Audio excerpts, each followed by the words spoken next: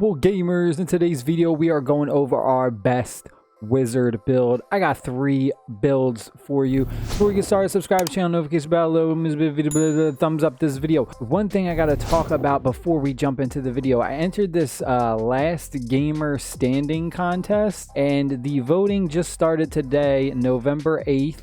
I'm currently 5th in my group. I actually dropped because I was in 4th. So it would be greatly appreciated if you could go and vote for me. Voting is free. There's 2 different ways to vote. You can vote for free once a day. So vote today and then every day until the contest ends. The contest ends November 18th. Ironically, on my birthday. Don't do there's another way that you can vote by doing like a donation to some charity they're doing or something. Don't do that. Just do your free daily vote. The winner gets $25,000 and an article in Game Informer magazine. If by some miraculous way we win this, I plan on giving away 5,000 of that 25,000 to you guys, to the viewers in contests. So definitely want to help me win this so that way I can at least give you guys and girls a share of what you deserve for helping me win, right? I figure that's the best thing to do. Yeah, I put up a picture of my computer, my master PC over here, which I'm actually in the process of upgrading soon. So it's going to be even better than this. But I'm going to leave a link to my profile and you can vote for me down below in the description box and in the comment section. Just click the link, vote for me every day for free up until November 18th. Let's try and win this so we could get that money, so everybody could be balling out. All right, so I got 3 builds for you. We got the fire burn build, we got a lightning build, and we have an ice build. We're also going to go over the masteries as well. So first up, we have our fire burn build. First up, we're going to take Arcane Mastery Skyfire, fire class skill damage increased by a percentage for 8 seconds. You're going to run this on auto. You're going to want to put this as your first skill because all the other skills are going to benefit, because this build you're going to be doing all fire damage.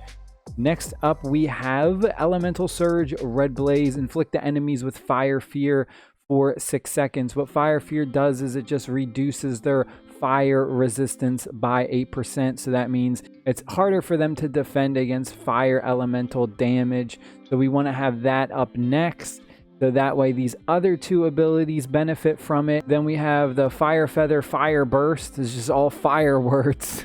So this one in particular, I like this because the speed is slower but it does more damage. There's a couple different variants of this that you can choose if you want to, but I particularly like this one just because it just does more damage out of the 3 variants.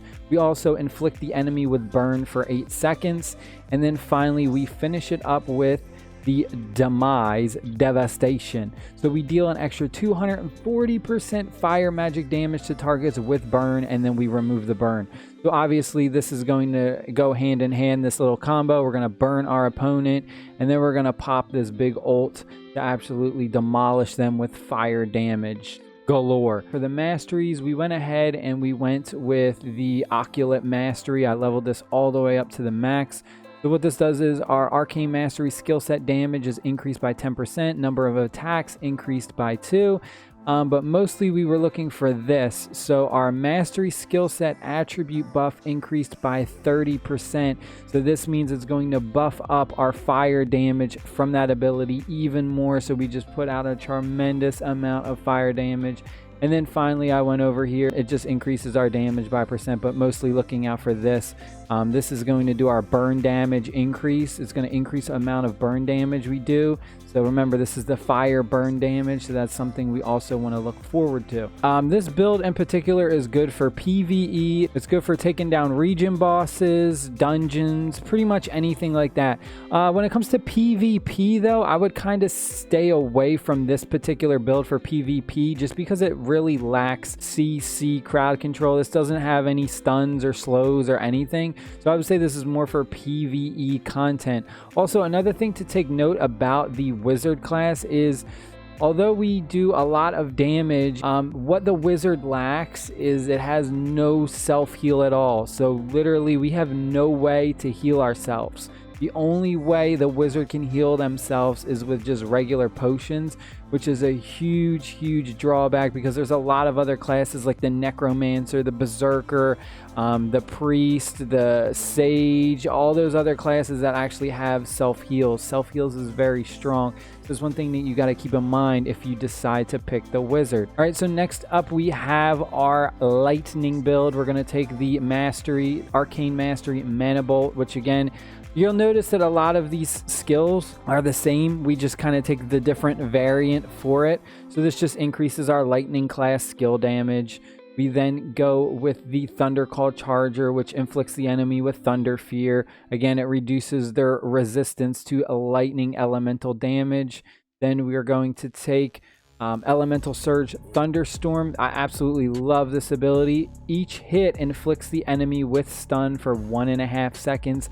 Does 4 attacks, so just tons of CC right there. Very good. We love that ability. We then have the Mana Gun Blast Overload. Number of attacks 4. Generate overload beneath struck enemy for 4 seconds. What the overload does is it deals 30% lightning magic damage every half of a second to the surrounding enemies within 3 yards. There's another ability that you can switch that out for.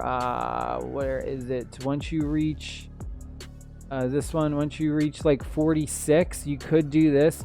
Generate a mag field beneath the struck enemy for 4 seconds. What mag field does is it just drags in surrounding enemies within 4 yards, so it kind of just brings other enemies and groups them up. This is really good for PvE content when you're just trying to gather all the mobs of enemies together, so that way you can just burst them all down with a huge AoE attack. Now when it comes to the mastery for this one, we are going to take Elemental Surge, which what this does is it will increase our crit rate by a percentage.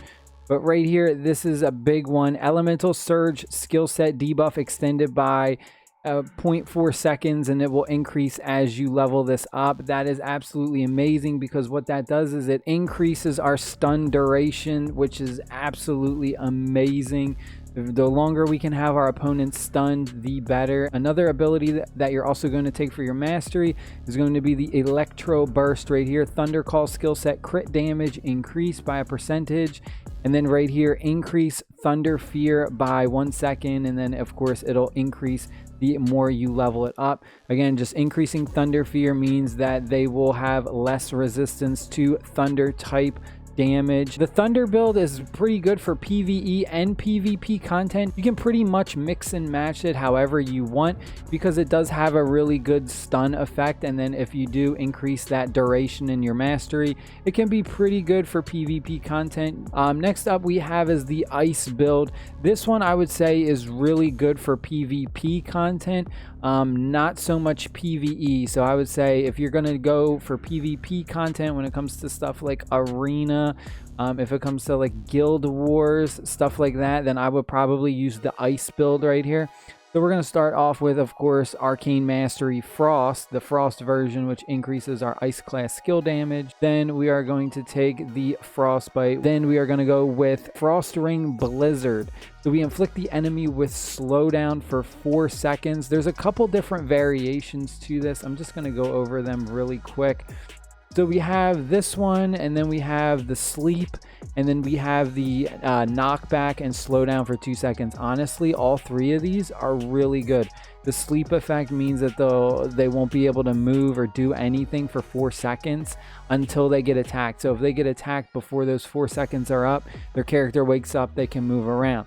So this is honestly, this is a really good ability for like Guild Wars. If you put all the enemies to sleep and then you just don't touch them, and then you wait for your cooldowns to kind of go down a little bit. It's like a 4-second head start to just chill or attack like the towers or whatever you want to do. The only downside to taking this is our other ability requires our opponent to be slowed. Otherwise, you would just take like the 4-second slow, or you could take the 2-second slow with the knockback. This is really good for PvP if you notice that you're facing a lot of melee heavy characters. So if you're going up against someone like an assassin, a berserker, someone who's going to be jumping in your face trying to deal damage, and you need to get that space, This is an amazing ability. You could switch that in as well. And then finally, after we have our slowdown on our opponent, then we are going to take the Demise Hora Frost. We deal extra 150% ice magic damage to targets with slowdown, so right there, and inflict stun for 2 seconds. It's the extra 150% ice damage. That's why we want to have the slow on. But that's pretty much it. I hope you guys and girls enjoyed this video. Hit the like button, hit the subscribe button for more, and make sure you guys and girls go vote every day up until November 18th. Maybe we guys and girls can win some cash. Peace. Stay happy, stay safe.